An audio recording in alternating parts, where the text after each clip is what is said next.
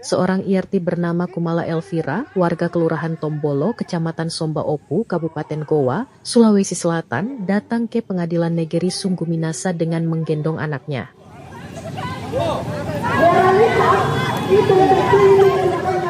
Kumala yang memiliki 5 orang anak ini duduk di depan pintu pengadilan, berharap bisa bertemu dengan Ketua Pengadilan Negeri Sungguh Minasa. Suasana sempat memanas ketika sejumlah organisasi dan lembaga adat yang mendampingi Kumala hendak masuk ke dalam gedung pengadilan namun dihalangi petugas keamanan. Aksi saling dorong sempat terjadi sebelum akhirnya massa dan Kumala diperbolehkan masuk untuk menyampaikan aspirasinya.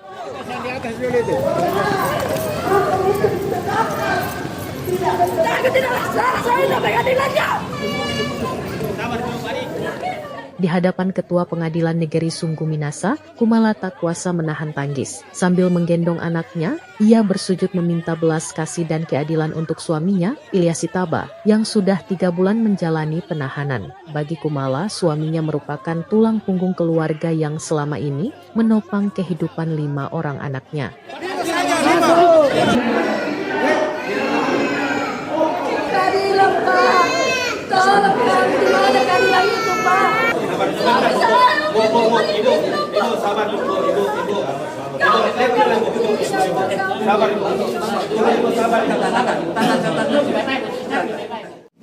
Kasus ini masih ke dalam tahap persidangan.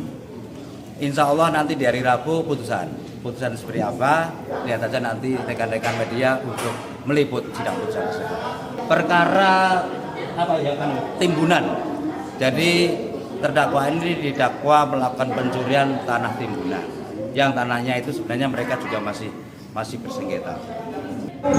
Menurut Ketua Pengadilan Negeri Sungguh Minasa, perkara dugaan pencurian timbunan tersebut masih dalam tahap persidangan. Sidang akan digelar hari Rabu, besok merupakan sidang pembacaan putusan. Sementara itu, Kumala Elvira mengaku suaminya ditahan atas tuduhan pencurian timbunan yang berada di jalan depan rumahnya. Ia menyebut lokasi tanah tempat timbunan tersebut berada masih dalam sengketa. Kumala menegaskan suaminya tidak pernah melakukan pencurian seperti yang dituduhkan. Dia juga meminta belas kasih kepada Ketua Pengadilan Negeri Sungguh Minasa dan Presiden Prabowo dengan menggendong anaknya dan bersujud di depan pintu pengadilan, berharap suaminya mendapat keadilan. Suami saya itu adalah tuduhan pencurian timbunan sebanyak 4 mobil, di mana di dalam kasus ini di persidangan terbukti sudah bahwa 3 saksi dan 1 korban itu tidak ada yang melihat kasus pencurian itu dan tidak ada barang bukti yang bisa ditampilkan oleh jaksa selain dengan foto sementara suami saya memegang sekopan yang tidak menggambarkan adanya tindak pidana pencurian itu.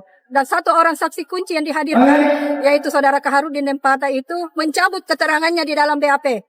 Akan tetapi di dalam tuntutan jaksa penuntut umum dia tidak mencantumkan hal itu. Dia tetap menggunakan kata-kata bahwasanya tidak ada saksi yang mencabut keterangannya di BAP dan itu sudah manipulasi fakta persidangan.